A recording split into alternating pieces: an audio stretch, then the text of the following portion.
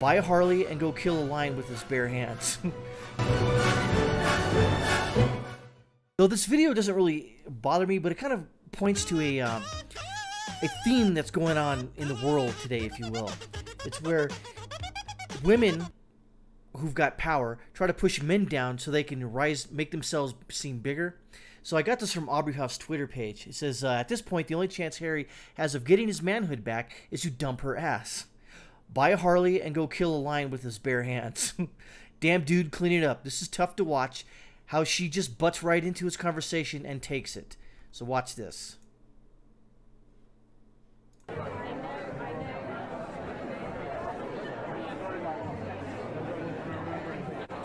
Now, do you see her face right there? She looked back and forth. She says, wait, I'm not the center of attention. How dare you?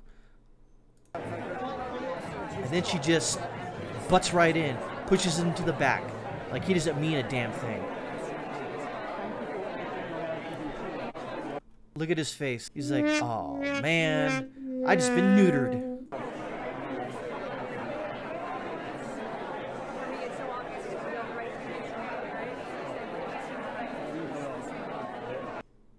Oh man, that's a hard thing to watch. So we go back through here, and so the meme right now is that Meghan Markle is Yoko Ono. So he's basically trying to. I guess Yoko Ono gets a lot of credit, I guess, for destroying the Beatles, but I think they were already on the downhill. She was just the linchpin or the final bullet, the coup de grace, if you will. So let's read some of these comments because this is cool. We see that one. He says, I broke up the Beatles. Hold my beer. I thought it'd be tough with a Colombian wife. Yeah. Man card for manly men only. Revoked. Chick is savage. Funny how she says she doesn't want to be in the spotlight. Blah, blah, blah. It's so obvious she's exactly where she wants to be. Harry, I think, could care less about it and has always seemed pretty laid back and humble, which I sort of agree with that. But again, it's kind of like, why, if a marriage is 50-50, why are you letting her make it 60-40 in her favor? That seems kind of, she's the only Yoko of the family. Yeah, these two get more attention than they should. I like to fast forward it to the end of the story.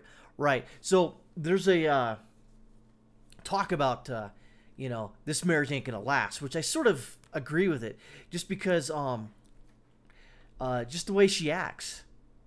But again, only reason I know about this, and the only reason I seem to care, which I really don't, the only reason I know about this is because anywhere you go for news, it's on there. I was like, my wife, she watches Good Morning America. I hate Good Morning America, but like in every good marriage, I just sort of tolerate it because it's not a big deal. It's not the hill I want to die on. And so here you go. It was on. It was on about this. Like they're talking about whatchamacallit. There's them taking a step back. Apparently it went somewhere. So I think it was here in Drudge. I just saw it says Queen agrees to a period of transmission. It's Mail Online says Queen gives in to Harry and Meghan and lets them quit. Her Majesty says she wanted the couple to stay as full-time royals, but agrees they can create a new life in UK and Canada as part of the transition period to be finalized in days. You know what's funny is that I thought these people were their own people. You get what I'm trying to say? I thought they could do what they wanted, but apparently they can't. Why? So you marry into a royal family and therefore you have to ask the frickin' Queen, albeit the arbiter of what you can do with your life? That seems kind of crappy. So I can understand, maybe in a way, why they would want to break away and kind of do their own thing.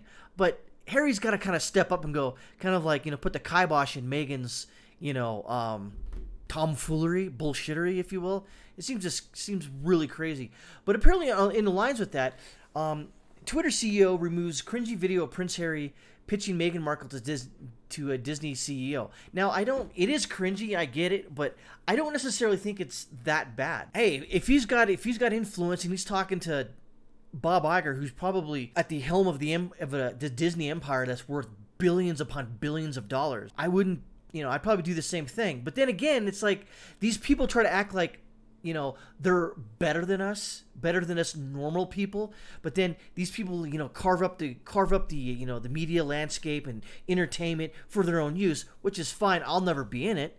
But I just think it's kind of crazy. If you want to see this video, it's just, you know, him talking. He goes, you know, she does voiceovers. He goes, I didn't know that. You seem surprised. But yeah, she's really interested. And then you see these two chuckleheads here, Beyonce and